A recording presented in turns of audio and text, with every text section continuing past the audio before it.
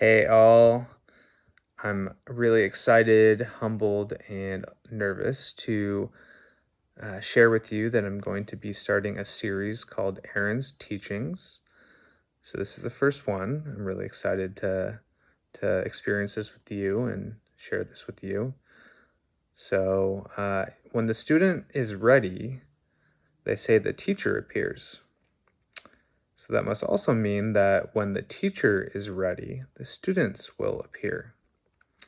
So I've been personally a thirsty student my whole life of my parents, of my bosses, of my sports coaches, of my spiritual teachers, therapists, doctors, friends, elders, babies, plants, animals.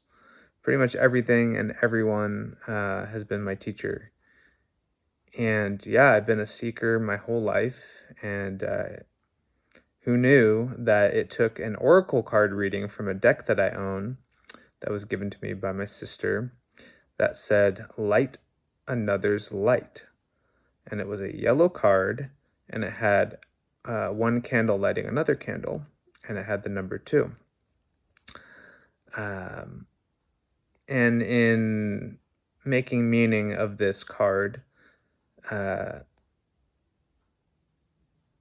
yeah, the number 2 represents uh, connection, relationships, duality, um, yeah, sort of the other side of the spectrum, which is symbolic of being a student my whole life and now stepping into more of a teaching role, or integrating, I would say, because we're all always going to be students, and that's so important. And the more we teach, the more we learn, and the more we learn, the more we teach. So, um, just to step into the teaching more formally or more consciously is it's an exciting thing, and that number 2 is a perfect representation. And it was a yellow card, with fire and um, empowerment. These are all themes that were coming through,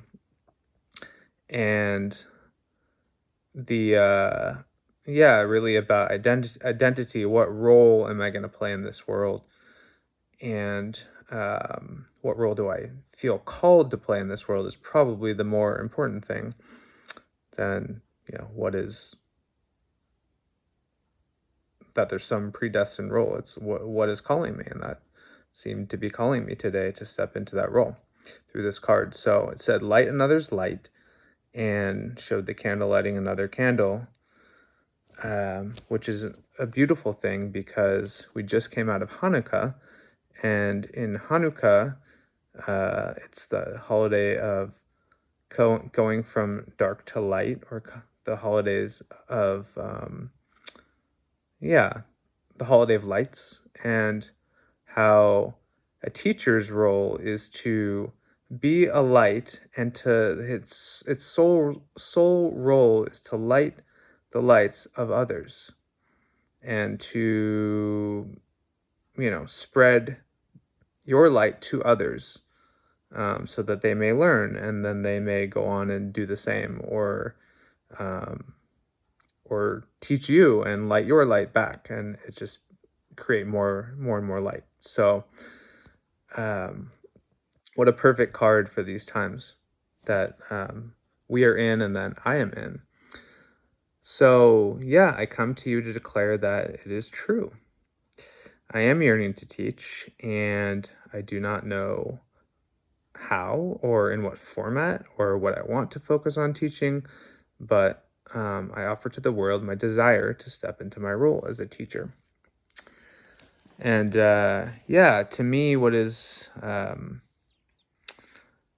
amazing about the healing journey that I've been on, particularly over the past about 10 years or so, 9 years, through,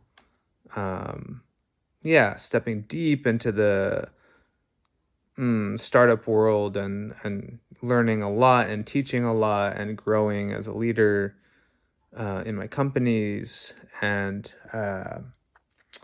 stepping into that, and then taking a break through a sabbatical that I took and exploring other areas like yoga, mindfulness, healing modalities, yoga, meditation, qigong, breath work, nervous system regulation work, and yeah, facing a lot of chronic health, mental health, um, yeah, relationship challenges, relationship growth, um, and yeah, a lot of nervous system regulation work and belief work. And the the thing about that is, I've learned so much. I've been seeking so much, and I believe that doing this inner work and this exploration work and seeking work, and deepening it would lead to emergence or perhaps some light bulb going off or some inspiration that would lead me to, some epiphany on what I'm meant to do here. And yeah, perhaps it's kind of like chasing a carrot, and that carrot, no matter what direction you're going, seems right there, and it's just like right when you grab it, it goes a different direction. You start going that way, and you think you've got it, and it's just you never quite arrive as that happy rabbit that gets the carrot. And so I think, yeah, what is really needed is to declare that I'm imperfect, I'm not ready, I'm unclear, and despite, or perhaps because of this, that I am a perfect person to teach. Because we're all imperfect, we're all not ready, we all don't know the way, and we're not all not clear, and we're all both unconfident and have a sense that we have something to offer. We're all, yeah, we're all a mixture of light and dark, and messy and put together, and yeah, we're all role modeling being human. So I hope to teach role modeling being human as something I can offer, and just showing the full spectrum of me, and hopeful that it gives permission for others to be who they are, in their fullness. But before I send y'all off and offer a final teaching, I want to honor my own lineage of teachers. So I come from a very rich lineage of educators and teachers.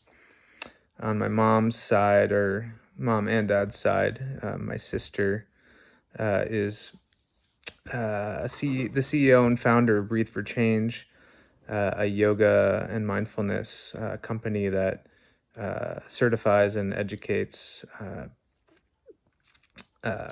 teachers and educators um, in various social emotional learning, yoga certifications, um, different wellness practices, so that they can be whole in themselves and offer, more, yeah, just a more regulated and whole teacher to their students, and teach these practices in their classroom, so that yeah, just our youth can be more can be healthier, and more engaged in their educations, and thereby supporting the society that we live in, and creating a healthier society. It's a really beautiful organization. I've done the training. I've been certified as a yoga teacher myself back in the day, years ago, and have helped as a trainer for her training many years ago as well. And I'm really proud of her work and what she does for the world.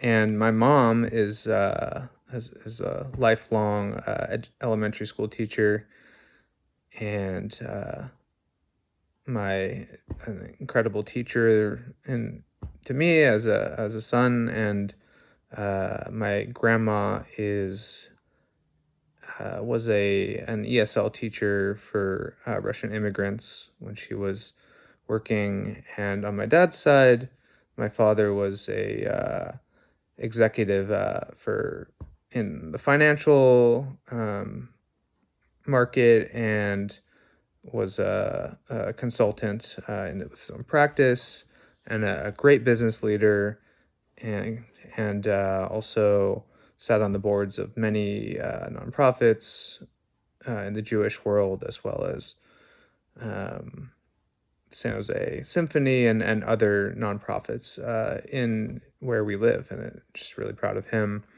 And my grandpa is a uh, was a financial planner and help people with their finances and wealth, and was in the business side as well. So just honoring my rich heritage of education, or teachers in education and mindfulness and business.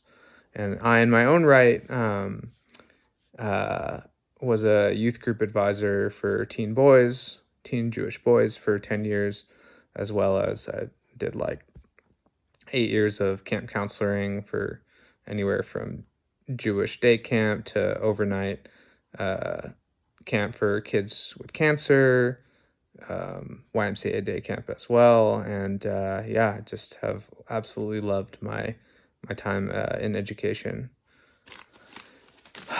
and as a teacher. So if there's anything that I am to leave you with today, I encourage you to ask yourself this one question. What is the one thing that you have been thirsty for, voraciously seeking or studying, or a consistent student of your whole life? Take a moment to reflect on it. You can journal, you can visualize it for a bit, you can sit in silence for a while, see what comes up, meditate on it. Yeah, where have you like sought advice from others, or who have you sought advice from others on this on or yeah, what areas have you sought advice from others upon and made some progress on, but the next step or that sense of purpose just seems to elude you? For me, that was teaching.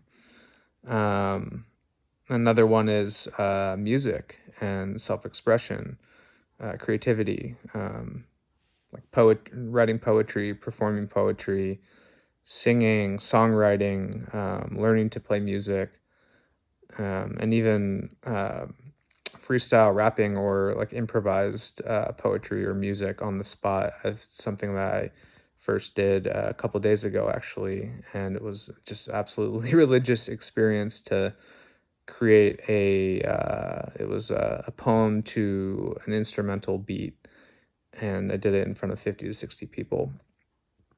And yeah, it was incredible because yeah, that's something I've been studying in others improv and people who freestyle or channel um, art or music or singing or speaking. And yeah, I was like, why not me? Like, I do it in the privacy of my home or in my car or whatnot. It's time. And so I did it, and it was terrifying, and it was absolutely nerve-wracking and amazing, and it was needed in that moment. I needed to cross that threshold. So yeah, and teaching, right? Like, look at where all on the opposite spectrum, how much of a student I've been, naturally and unnaturally, just like um, seeking naturally and seeking unnaturally. And yeah, maybe the missing piece is teaching. So what is it for you?